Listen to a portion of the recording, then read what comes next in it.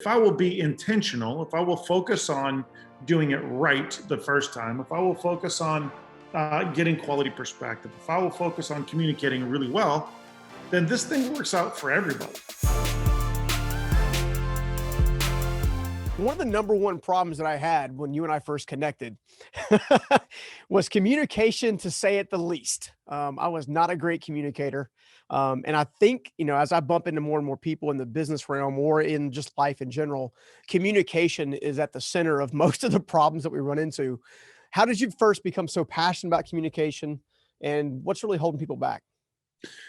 So yeah, it is by far, it's the number one thing we find, like with all the businesses that we work with, leaders, families, marriages, parenting, it doesn't matter what it is, communication is the biggest area that's lacking. If you can fix the communication side, then there's a whole lot of things that can not necessarily just fall in place, but they're so much easier to do.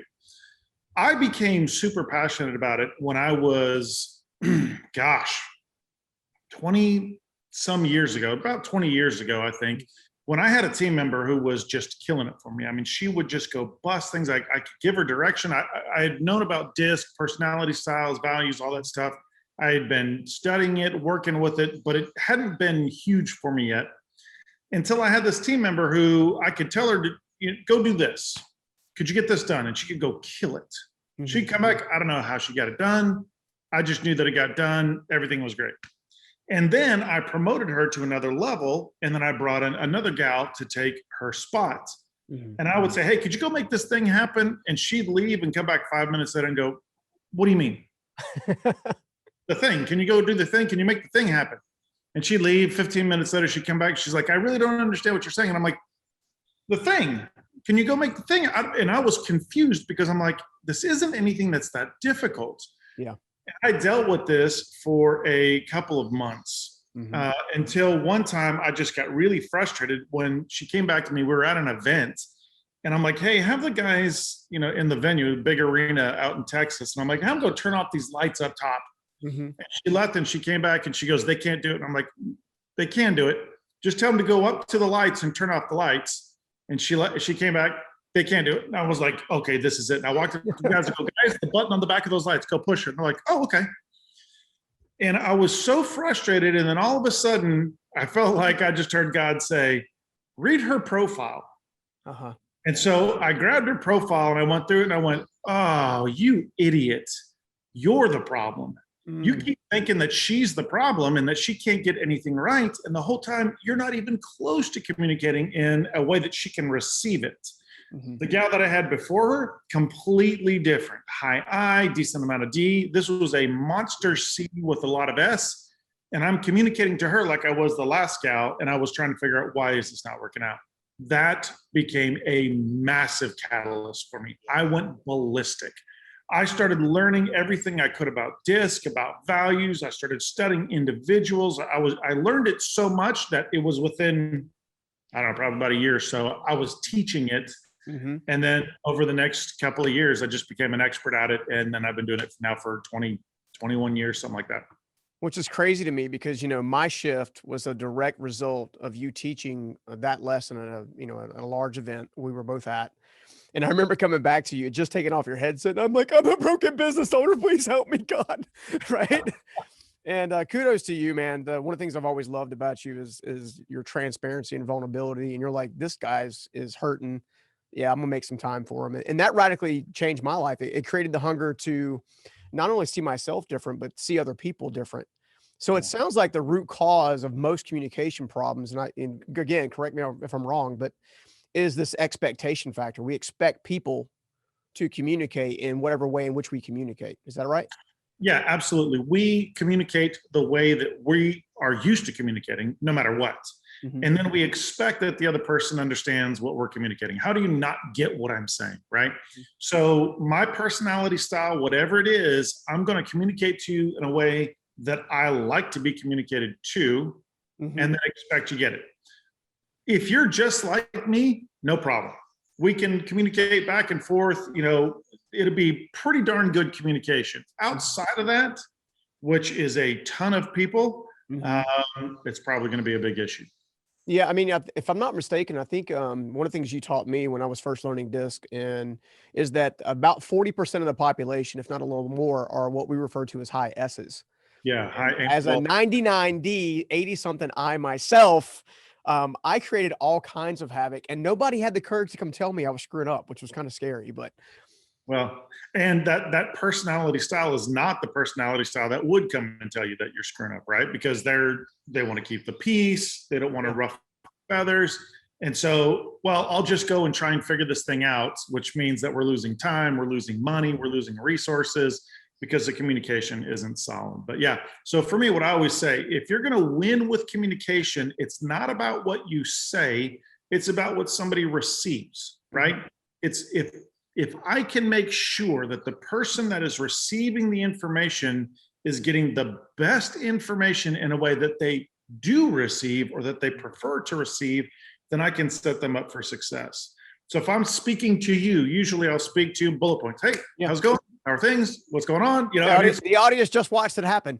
it's short and sweet. You know, this is the way it is. But like even right now, as you and I are talking, we're talking to the audience. So for me, I'm going to explain things longer. I'm going to spend a little bit more time. I'm going to make sure that the things I'm saying are clear. And if I'm speaking to somebody who's high S, high C, especially high C, I'm going to ask, does that make sense? Do you understand that? Now, if I say that to you, if I'm like, dude, does that make sense? You're like, of course it makes sense. Why are you acting? I'm not an idiot. But the high C is processing like crazy, and they actually love knowing that it's okay for them to say, no, that doesn't make sense. Could you please re-explain that or put it in a different way? Well, it's interesting. One of the things that I picked up again from learning so much from you is that everyone has a different processing speed. Oh, Like, yeah. my team would tell you in a heartbeat. In fact, you've worked a lot of your guys or a lot of your team is now working with my team behind the scenes on leadership growth and which is phenomenal, by the way. But the second part of that is this concept of everybody has a pace and everybody needs to try to gravitate towards that pace. You Yeah. mentioned the high C earlier. One of my oldest, in fact, my oldest son, obviously, I'm blessed to have kids that aren't biologically mine, but are all mine all the same, right? Is an off the chart high C. Mm. And it was funny when I first entered into that marriage, and obviously we became a blended family, i.e., me marrying into with Karen with boys. It became very instrumental in the fact that I could read Tyler because of all the training and things that I got, working with you and then subsequent training thereon. It was just a really cool thing. So when the family would get upset with Tyler, I'm like, just give him a few minutes. Like give him 10 minutes, give him 15 minutes. He'll be back in just a minute. Just give him a couple minutes. Yeah. The other thing that I think is very interesting is this scenario, and we're talking specifically about personality styles. We kind of jumped in there because that's something that you've done so much in educating me on. But when it comes down to the C and the S's and stuff like that, and the processing speed, there's also this need. Like each of the personality styles has a deliberate needs that seems to foster action. Talk a little bit about maybe the different 4 personality styles for people who've never heard about it before, and then kind of how that need comes out of each one of them. So if when you look at the action side, in other words, and I'm assuming what you're saying is if I'm going to give you direction, there's a need that you have. Yes. If you look at the high D, if I need the high D to go make something happen, what the high D needs is they need enough authority in their own mind that they have the ability to go pull the thing off. They do not want a lot of detail, right? Because too much detail will bog them down and then they're going to get confused. And if the D has to process through all of that information, it's actually going to jack them up in the process. They need sound bites, short, sweet, the belief that they have the authority to pull the thing off, and give me some space. I need a little bit of autonomy. Let me go do the thing that I need to do. The high I needs to believe that you believe in the high I. The high I needs to see you believe they've got this, they can do this, that you are looking at them as being somebody who is capable of making this happen.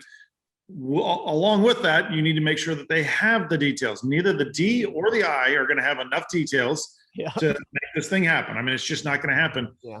But for the person themselves, if the high I believes you think they're going to go do a phenomenal job, they're super excited, right? The high S needs to be somebody who's in a support role. They do not want to be the front person. They don't want to be. So if you're going to go ask them to do an action and that requires them going and being in front of people or something like that, man, that's not their thing. They need to know that they can come alongside somebody. You know, if this is an action I'm going to do, is it just me? Yeah. Or is it going to be something that impacts other people? So if they feel like them doing something, you're asking them to go do something, is going to cause other people problems, you're in trouble, right? So they need to understand if it's something they can do by themselves, they'll be pretty good, they'll be fine.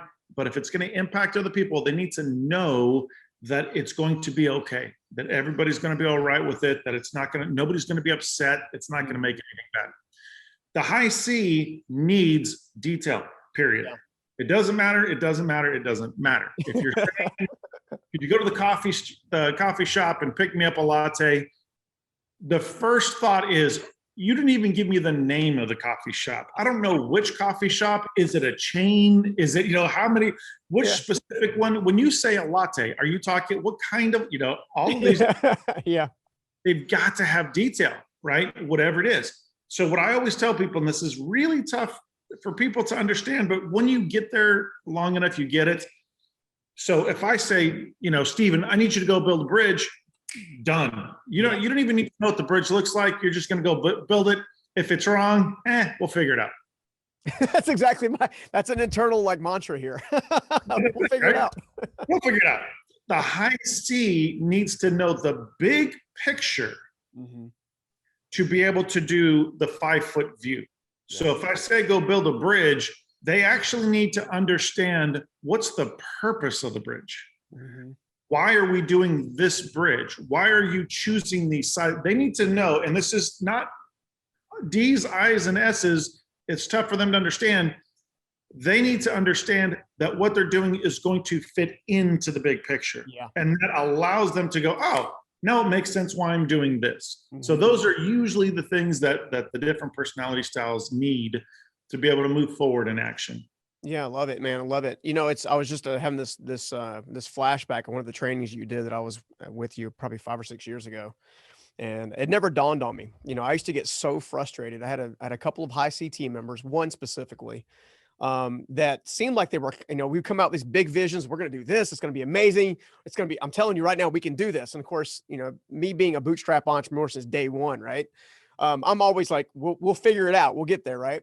I remember them sitting there and they're like, well, no, because this is going to happen and this is going to happen and this is going to happen and this is going to happen and this is going to happen.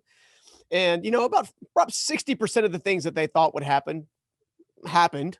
But one of the things that you taught me specifically, and this is something I've carried through the organizations that I now own and operate on a regular basis, is if a high C comes to you with problems, you ask them to give you the solutions for that problem.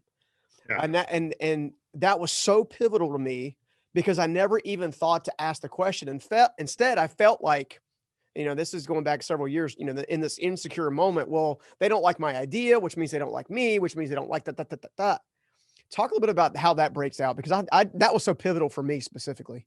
Yeah, it's such a fantastic example because this, again, shows us that communication will fail when it's about us. It is not about us. It's not about us, right? So as long as I'm focused on me, I'm being selfish, I'm being self-centered, I'm not setting people up for success. The moment I recognize my personality style, right? So I'm an entrepreneur. You and I are both very visionary. We own multiple businesses. We've been able to, from very young ages, get out, make things happen. It doesn't matter. And if it's not right, we'll fix it. We can do anything. We can make anything work out. That's the way our mindset has been. That's the way that we've operated.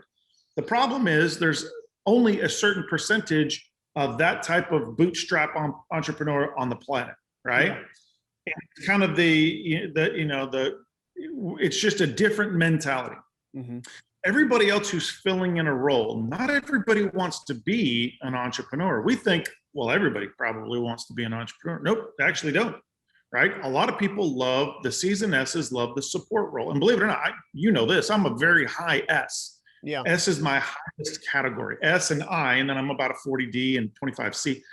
But the S's and the C's really prefer to be that support role. They want to be that behind the scenes. So when we go in with our personality style or our way of thinking or our way of accomplishing things, plus you and I are both I's, which we smile.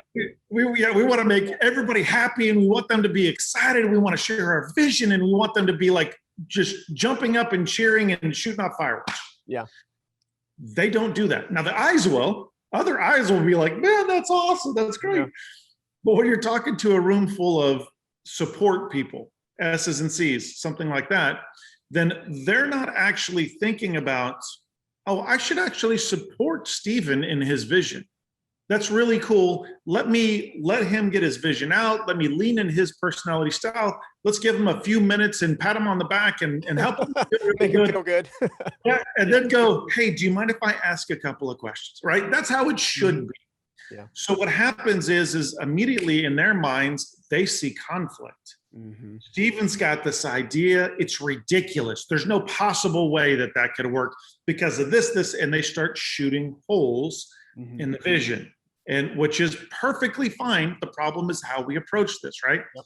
They should have leaned in your direction to share in the excitement, and then asked, "Is it okay if I shoot some holes in this thing, and then I'm going to come up with some ideas on how to fix this?" The problem is they're doing the same thing you're doing. Yeah, they're thinking Stephen's going to put this thing in place, and it's going to be conflict for me, and it's going to be a big problem, and man, he's going to dump this on me and expect that I make all these things happen. So let me tell him how this thing is going to fail. And they're thinking selfishly on their side. So what we say is lean in each other's directions. I don't want you to become a high C. I don't want the high C to become a high D. Just lean. When you go in, the best thing you can do in that situation is to say, guys, I'm super excited about something. I need to share this vision. And all I want you to do for the next couple of minutes, just be excited with me, even though you think this is conflict, and then I want you to shoot holes in it. Yeah. But because who's going to do a better job at shooting holes, the high D or the high C? Oh, the C all day long. Yeah. All day long, because they see details, right?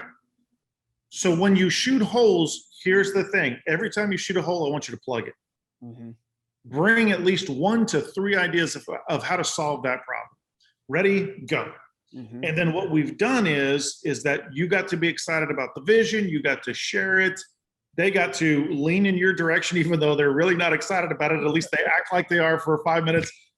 And then the best thing that can possibly happen is they get to shoot holes in something you're not seeing all the way through. Yep. And then the combination makes it 1,000 times better vision. Because now, not only do you have a great idea, something that's going to maybe change lives or whatever, but now we can see where it's going to fail.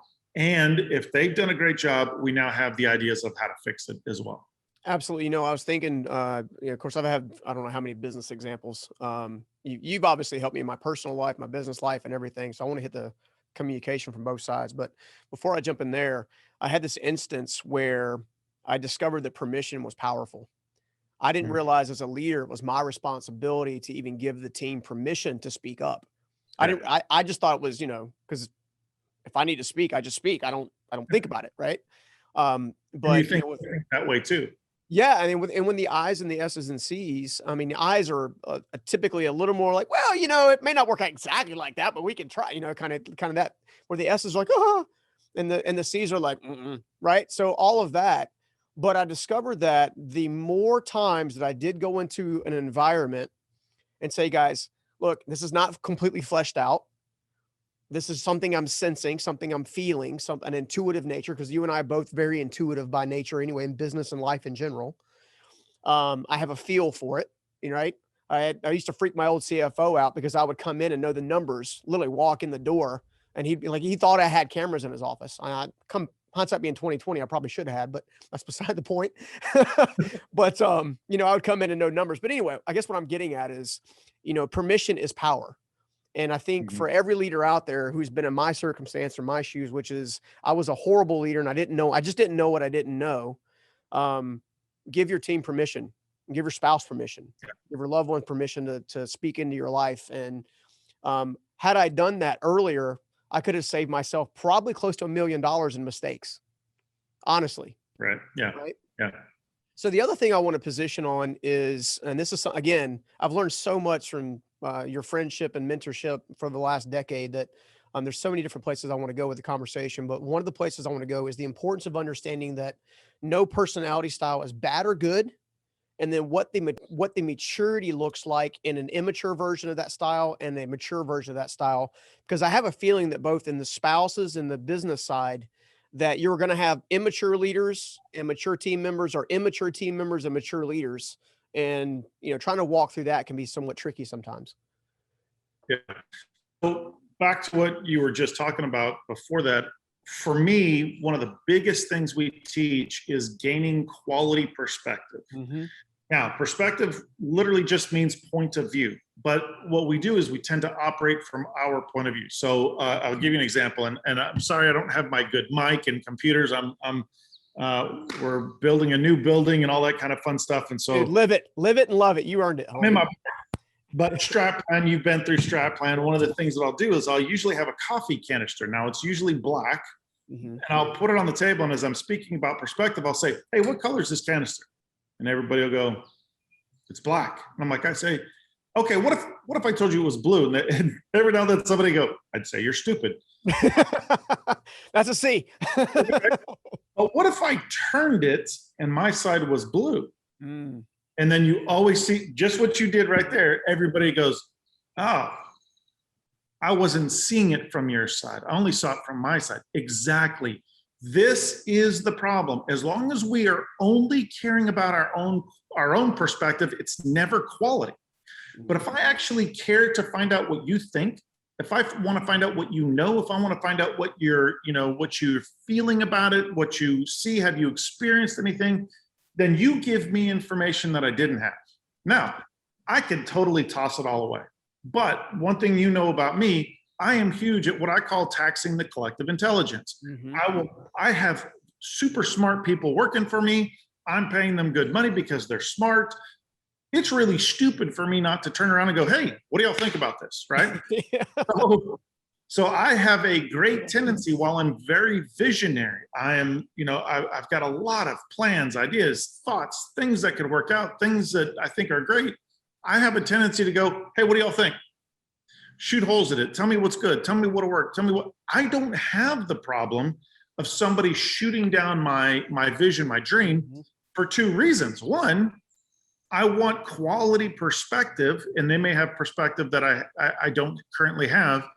But then I also know that if I don't like their answer, well, I'm just going to do what I'm going to do, right? Yeah. Because sometimes you'll ask the wrong person, and their intent is actually they want to bring you down, or they're having a bad day or something, and so their information just isn't good at that time.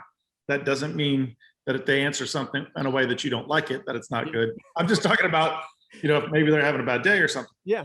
So that quality perspective is vital. Now, to the side of maturity and immaturity, I always say with personality styles, maturity has absolutely nothing to do with age. You can be a 70-year-old immature, high D, I, S, or C.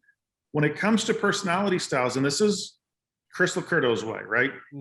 There's no defined scientific way about this. This is just the way I say it.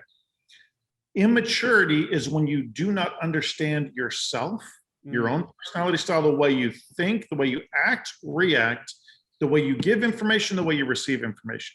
So when you really don't know that, you're operating immaturely. Maturity is when you grow in understanding you.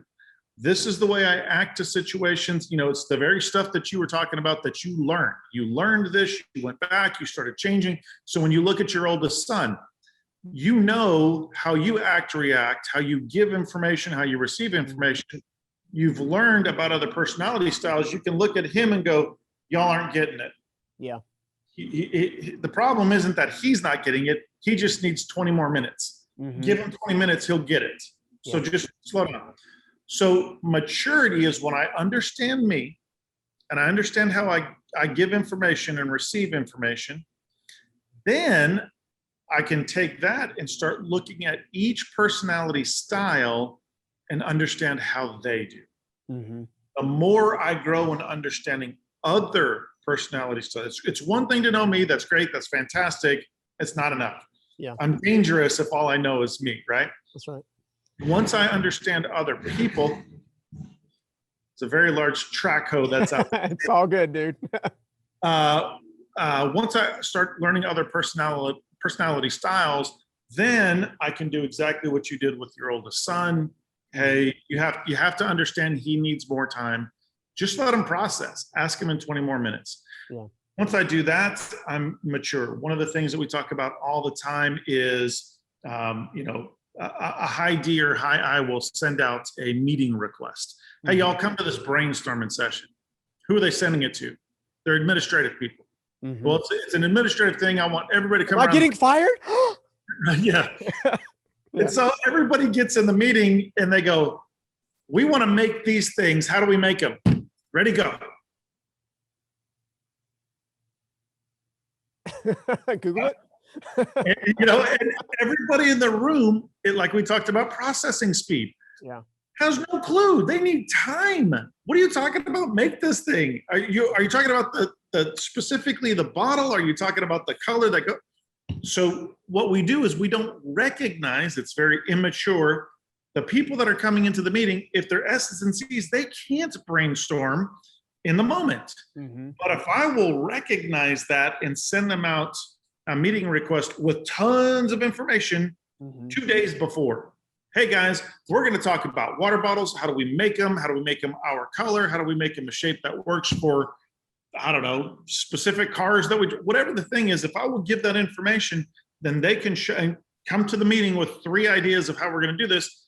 Then they can show up and actually give me quality information. Mm-hmm. But because I'm immature, I don't recognize what they need. So we get in a meeting and now I'm just pissed because nobody has any good ideas, and I'm paying all these people, and man, they just must suck. I thought they were really smart. The truth is, 2 hours later, they'll have phenomenal ideas on how to make that bottle. Yeah. Yeah. I'm thinking through my level of maturity or immaturity is obviously, thank God, grown. I know still got a long way to go.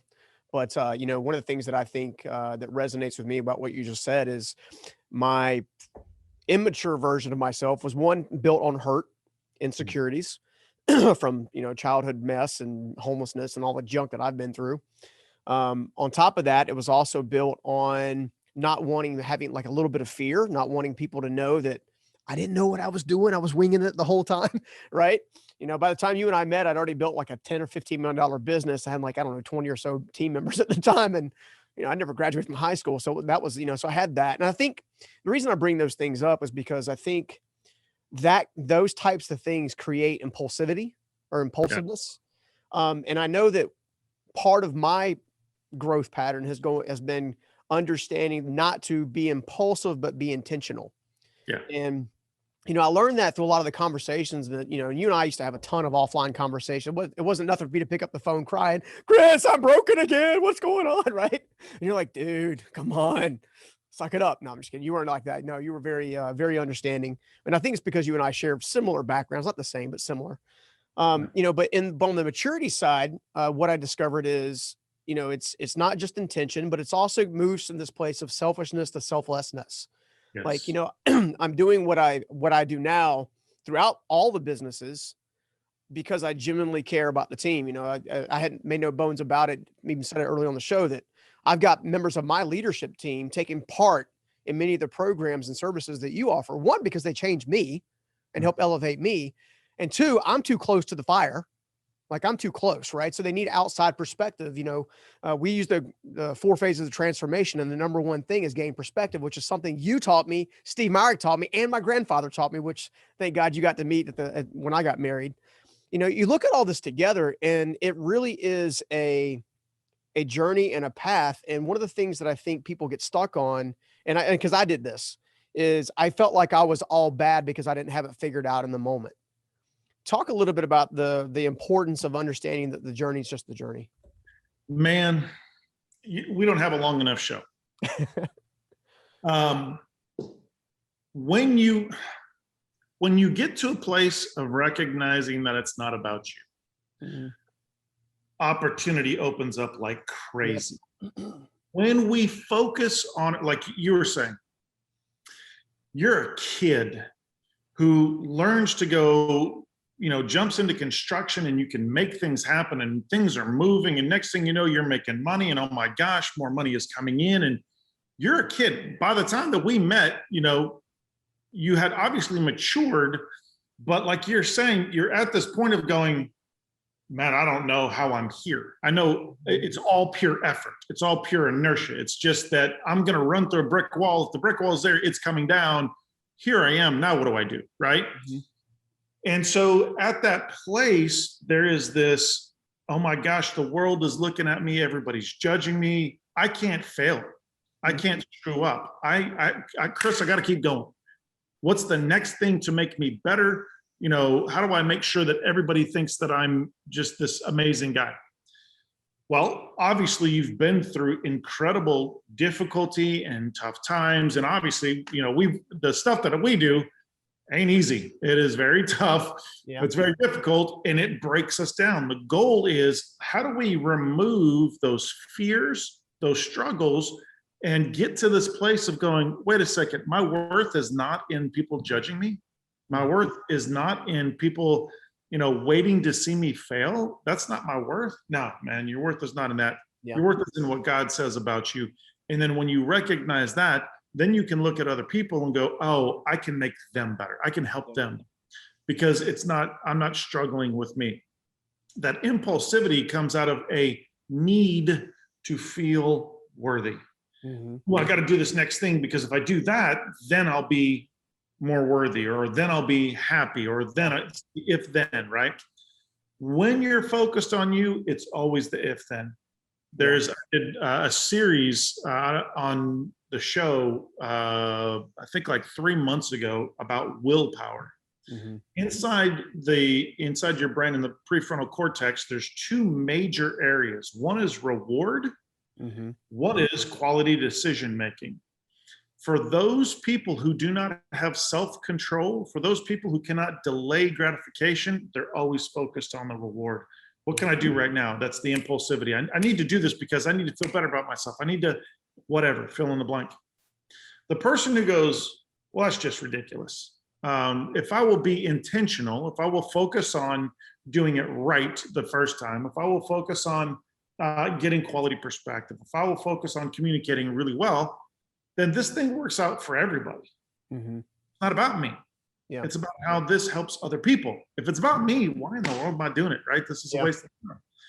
So when you get to that place in life where you recognize, and you've been through next level life, when you recognize where your worth truly comes from, and that you're wasting time trying to get worth from man, then you can start looking at it through the lens of God and saying, okay, how do I help people instead of use people for my own means? Yeah. How do I set people up for success instead of using them for me to become successful? That's when intentionality really digs in. That's when you care more about the people than the outcome of the thing, because the thing really doesn't matter if the people don't, right? Yeah. If the people matter more, the thing will be phenomenal. So that's kind of the way that I look through all of that. Yeah, it's so interesting. It's that exact process that you just outlined is exactly how I discovered what I consider to be one of life's greatest truths, which is, everybody's searching for purpose. I'm trying to find my purpose. Where's my purpose? What's my passion? Where am I going? What's my meaning? What's my significance? It was that process that you just outlined that taught me that the greatest purpose in life is serving the person you used to be. It had me thinking that, as both of us are people of faith, right? We both love God desperately, because we've been taught to depend on him, and he's proven himself over and over again. But on top of that, there's this element of suffering that the world has in a variety of different things. Sometimes it's poverty, sometimes it's abuse, sometimes it's sexual abuse, sometimes it's alienation. I mean, there's a host of different things that can harm us physically and even our depths of our soul. But then I discovered something through that same process is, I think, and I'm just kind of spitballing here, but I think that God allows a certain level of suffering in each person's life to help understand the empathy and the sympathy and the wisdom needed to actually go back and help that very same person maybe 3 years earlier or 6 years earlier or 5 years earlier, because God doesn't think in terms of years. He thinks in terms of generations. Hmm. And that's how I kind of discovered that whole concept, is going through that process, which is incredibly powerful. Yeah. Incredibly powerful. We teach the root system. I was born in Sonoma, raised in Lake Tahoe. I always have gone back to both. Mhm. And I fell in love with the wine process. I really enjoy wine, but I love the growing. Something God put on my heart decades ago to sit out there. I'd go in the off seasons and sit with the winemakers and the owners and just learn about this process. And it really blew me away how much the intention to, if you're going to put a great wine in this bottle, which this is my water, not wine. Of course, if it was wine, this might be a funner conversation. I don't know. We will bring everybody into that other half of the conversation later. That's right. That's right. So if I'm going to put a good wine in this bottle, before I can make a great wine, I have to make a great grape. Mhm. There is a wine grower in Burgundy who says, if you give grapes all the sun and all the water that they want, they will become lazy couch potatoes. Mm. It is the same thing with us. God uses suffering. Man, we are ridiculous as Christians to think that tough times and difficult times are bad and to try and pray our way out of it. Mhm. You know, I used to do that. And then I stopped and I'm like, instead of praying that God stops, I pray, teach me what you want me to know as fast as possible. Don't take me out of the problem. You obviously want me here. You obviously know I'm here. You're allowing this to happen. What could I possibly learn? But I just, as fast as I can, Lord. Yeah. I don't want to stay here in this, but don't stop the process, right? So as Christians, we're ridiculous that we do not recognize that the suffering, and it's not just Christians, it's people as a whole, that suffering, if we allow it to be a teacher, if we allow it to be something that grows us, makes us a better person. So like you were pointing to, the me that is Chris LoCurto right now, if I will continue to use the bad times that are coming, the pain that is happening, the difficult situations that are happening to learn and grow from, then the me 3 years from now will be phenomenal. Yeah. Right? Yeah. Well, what do you and I do for a living? We literally turn around because of all of the experiences, the pain, the difficulties, and having learned how to fix those things. Well, people always tell me all the time, they're surprised to find out that I have failures in my past. I'm like, are you kidding? Are you serious? Yeah. My whole business is built on my failures and God teaching me how to solve those and move forward. So now I teach other people how to do that. Yeah. Right. Mhm. So when you do get to that place where suffering is okay, so you don't want it, you don't desire it, but my gosh, if in the perfecting process that God is doing, when that pain comes, I better be learning instead of crying. Yeah. I better be learning instead of complaining about it. And then once I learned it, I need to turn to a Stephen and goes, dude, you gotta learn this thing, man. This is amazing. This is something that God taught me. Yeah, it's funny that we started off with the grape essentially at the beginning of the show, like communication. This is what communication does. This is what most people get wrong. This is how I know I made mistakes. But now we're saying, okay, this is how the communication starts inside of you long before it comes outside of you, right? I want to take the little bit of time we got left with the show, and if you don't mind, I want to talk about the importance of getting yourself right, so you can either attract and or be the correct spouse, boyfriend, girlfriend, whatever you need to be. I got, married to Karen, pushing almost 7 years ago now, which is kind of crazy. You and Heather just got married not long ago. I had the pleasure of being there and seeing it on a beautiful Tennessee afternoon, just before they shut the whole country down, which was amazing. Right. So let's, one day of honeymoon. Yeah. Right.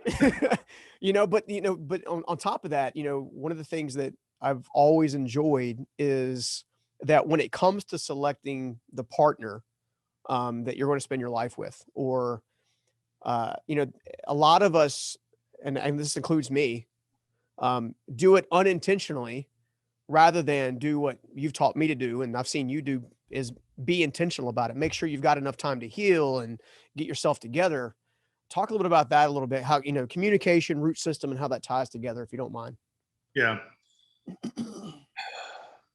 When I was in youth ministry, we would have kids that would have this, they would have, I don't know how it started, but they would have this little list in their wallets, right? They'd have this list of the perfect girl, the perfect woman, the one that they want to marry. Mm-hmm. And when we found out about it, and it was all good intention, right? Yeah. Man, I want her to be loving God. I want her to be, So make fun of my list now. Yeah, right. Yeah. I want her to be all of these amazing, godly. I want this godly woman, and so you'd see it, and you'd say, "Hey, can I see your list?" Mm-hmm. Say, "Yeah, man, that is an amazing woman right there." Mm-hmm. The problem is you're not a guy that woman would ever date. Yep. What are you talking about? Well, if you want that woman, you have to become the man that woman would actually be with. Mm-hmm. And it was a great teachable moment for those teenagers to go, oh gosh, it's not about what I want. Mm-hmm. It's about we. How in the world can I be righteous enough? How can I be the right person for the woman that I want? If I'm not, guess what I get? I get the woman that matches me. Yeah. Right. So if I want somebody to be, if I want to be with somebody who is amazing, then I've got to be somebody who's amazing. There's an old saying that we used to tell guys, that a woman should be so focused on God that a man has to go through God to find her. Yeah. Mm-hmm. Right. So listen, if you're looking for a great woman and you're not finding her, spend more time being focused on God. You'll find her there. Right. So for me, if you're going to be incredible in a relationship, you have to understand this is a covenant that you are making with another person, that you're going to do everything you can to make it the best possible. Mm-hmm. Which means reconciling even when it's not your fault. Yeah. Right? When things are tough, when things are difficult, that you step in and you go, you know what? The way my stomach feels right now is way worse than anything. So I'm just going to take responsibility, even though it's not my fault. And let me tell you, Heather is wrong way more than I am. Something tells me she's close by. she's very close by. That's the biggest smile I've seen on her face in a couple of days. There are times that we have to recognize, I love her. And so I will say this for men. If a man will recognize that reconciliation is more important than being right, you will have a much better relationship. Yeah. So even if you're right, reconcile. When you're wrong, you better suck it up and take responsibility. I don't care if you're a man or a woman. Yeah. Right. When you're wrong, just be wrong. It's okay. It's funny. I'm the type of person where I'm like, no, I'm right. I'm right. Oh, I'm wrong. Oh, okay. I'm sorry. My bad. Yeah. Let's take responsibility and move forward. Doesn't matter who it is. Now, the strength of our relationship is that we will talk through, not you're wrong, I'm right. We will talk through, what are you seeing there? What are you experiencing? How do you see it that way? We're constantly trying to gain perspective and understand, why is that something that you're feeling right now? What caused that? Is there something I said? What am I doing? We're constantly trying to figure out, what are you seeing so that we can fix the thing? Yeah. And amazingly, what we find out is that the sooner we get to that place of caring more about the other person than ourselves, the disagreement is gone. Mm-hmm. It's nothing. It's like, oh, you're right. Okay, my bad. I screwed that up. I'm over it. And the great thing is that we're super fast to forgive. Yeah. Great. Move forward. Which means you get to enjoy more days together. Like exactly in the enjoyment side of things rather than the stressful side of things. Yeah. It's been so interesting because, one of the things that has come out of our relationship over the last decade is this importance of getting yourself together. Because I think it was you that told me a long time ago, you said, look, two half of people don't make a whole people. it's only two holes that make a hole. You know, Right. it's God's way of doing math. It's a little bit different than algebra, right? So, but man, dude, I've loved hanging out with you. Everybody's getting literally a behind the scenes kind of thing. This is how you and I talk when we either have wine or coffee, either one, right? But as we wrap up, obviously tell everybody where they can find out more about you and whatnot. But I also want to give a shout out to Heather. She's got some amazing programs herself, especially in the physical space, specifically there, that everybody's got to check out. So if you're all right with it, I wouldn't mind even sharing maybe where they can connect with her as well. So everything is at chrislocurto.com. The restore program, all that kind of fun stuff. Everything is there. Or heatherlocurto.com. Either way, they both end up at the same spot. So heatherlocurto.com, chrislocurto.com, either way, and always the Chris LoCurto show as well is always a great way to get more information. Rock on, dude. Well, I love you, man. I can't wait to see you again. I'll be up in Tennessee in the near future, and we definitely got to go hang out again. You got to come see what we're doing. Yeah, I've been seeing some snippets, mainly of beekeeping, but yes, that gives me an idea that the property is expansive because you have to have enough room for bees. So it's quite large.